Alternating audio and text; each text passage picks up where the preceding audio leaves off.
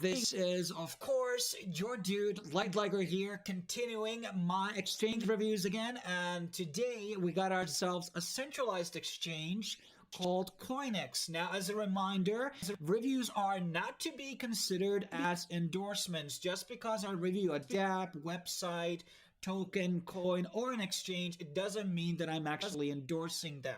I'm giving my honest opinion on CoinEx today based on my own experience on the exchange. I'm not being paid to say anything regarding it, so this is not a sponsored review, remember that. So let's get started by kind of going through the CoinEx background. So this was started back in 2017. It is a UK-based exchange. I mean, it's registered there. Whatever the team is there or not remains to be seen. And as I always say, being an exchange that has been around for a couple of years is a good sign. It shows that they haven't done A, an exit scam, B, they have been able to run sustainably. And there's so many exchanges which have, called quits, and, and there's not really that many exchanges even which were started back in 2017, which are around here today.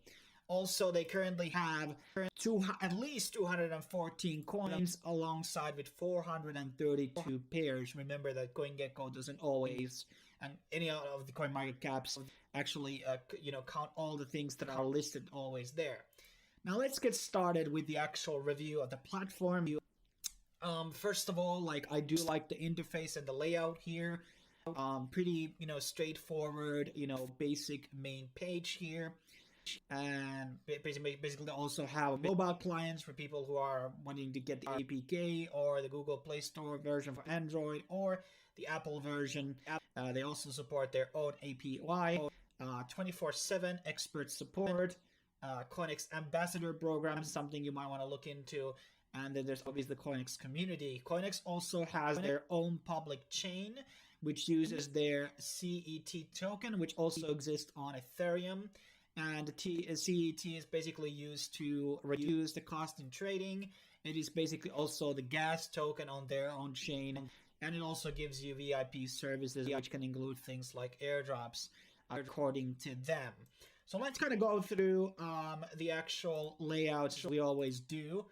Here's a bit of a rundown of some of their ecosystem. Via Wallet might be something I review in the future on the channel.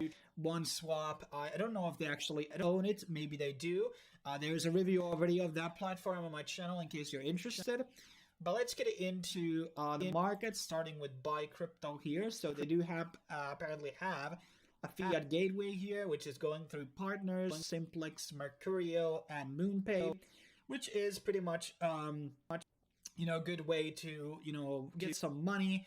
Although this does require KYC, it's always pretty much granted if you're going to be interacting. But it does seem to support a multitude of different fiat currencies here. In case you want to buy some of these listed currencies here, there might be some differences between the things that you're going to be supporting. But Bitcoin seems to be the one that everybody supports. Now, let's get into the actual market interface. And I don't actually know, they only have a, buying a ramp for the exchange. They don't have actually fiat sell ramp far as I know.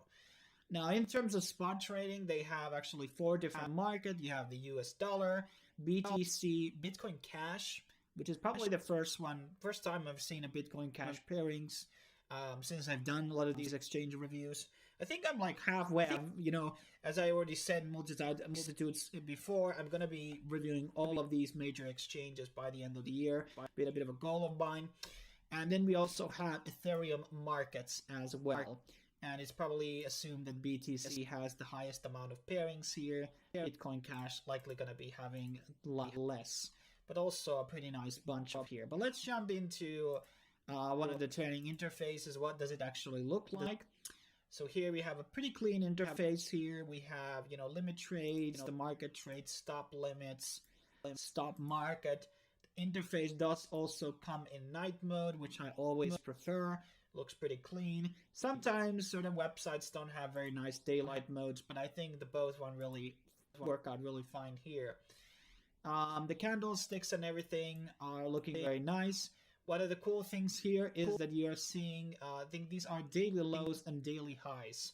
So also it gives a bit of an idea of what's going on here with each day. So this is a statistic that I haven't seen on any other exchange or interface that I've interacted with before. So that's a kind of like a nice add-on there, and you can easily find between the pairings. Sadly, no icon support here, but whatever. If you remember the tickers, it's easy to find them all. And then there's a trade history and stop order, normal orders, and there's order history here as well, showing you. This is only for the pairing that you have chosen, because I have one actual trade ongoing. Let's see if we can actually find it here. Library. One of the reasons why I decided to do CoinEx review is due to the fact that Bittrex had closed the library token trades, so I had to deposit somewhere else, and I decided to put it on CoinEx. Yeah, so here we have the thing. So it would be kind of nice to maybe see all the order histories here for all the pairs you have, maybe on some type of bar, but whatever. They also support perpetual trading here, and so you have that option here, USD contracts, and I don't know what CoinM is actually standing for. As I always keep saying to you guys, I'm not an expert in derivatives, futures, and perpetuals. I don't do them. It's obviously some people really like them, some people are more expert on it, but obviously I always recommend doing spot trading for beginners or swaps. But spot trading is probably the best one that you can gain on if you know what you're doing, but just by knowing the simple basics. Now there's also a help tab, which goes into, I believe, their customer, requests and apps and everything about that. Not much to actually cover there. There's the exchange tab. I think this is the same as the market tab that we just actually clicked. Let me actually see. Oh, the market just shows you the things. So you can actually look for what has been doing the most. So we have like Psi. I don't even know what that is. I think this is the old stable coin DAI, maybe. But yeah, there are you can go through each of the pairings here, which is nice, I guess. So you can see, you can select certains only, or you can select margin only. Some couple of options there. Now let's get into some of the other stuff, which obviously people are interested in. One of the important things is obviously fees. How much does it cost for me to trade on the platform? The spot fees are 0.2%, which is pretty standard. I've seen a lot more lowers. The spot fees are going to be 0.14 if you actually hold the CE token. The CE token is actually, I would say, a bit above the average exchange tokens out there, given the fact that they have their own chain. They are buying the tokens from the market from their earnings. So there's like a burning process and buyout process on the market to increase the price of CET. So it's a pretty good token, and I think in the past I have made money with it. The margin daily interest is 0.1, and as you get more CET, the lower the actual fees go. Now, if you're going to be signing under my link into CoinEx, you will be enjoying the VIP 1 level for, I believe, 3 months, or was it 1 month? So you will be getting to trade at 0.18 rate on the actual exchange, or at 0.12 at spot trading. So I think is this, yes, in case you hold says. So, and for the perp, it's actually 0.03, and taker is 0.5. As for deposit and withdrawal fees, this is obviously important. So actually, this is a very nice layout. Not many of them actually show this. So we always kind of look at the TRX, okay? The USDT. So as you can see, it's a very high on the actual. No, that is the minimum deposit. Sorry about that. So there's some kind of interesting minimum deposit amounts here. I'm not a fan of that, so I'm just going to be saying out the bat that minimum deposit amounts is the most ridiculous design ever. Minimum withdrawal things make sense, and deposit fees are free. Obviously, that's another retarded concept that some exchanges use. But in terms of the actual withdrawal fees, so USDT is at $27. The lowest that I've probably seen around right now has been like $15, and I've seen as high as $55 of withdrawal fee. I think that was actually Bittrex.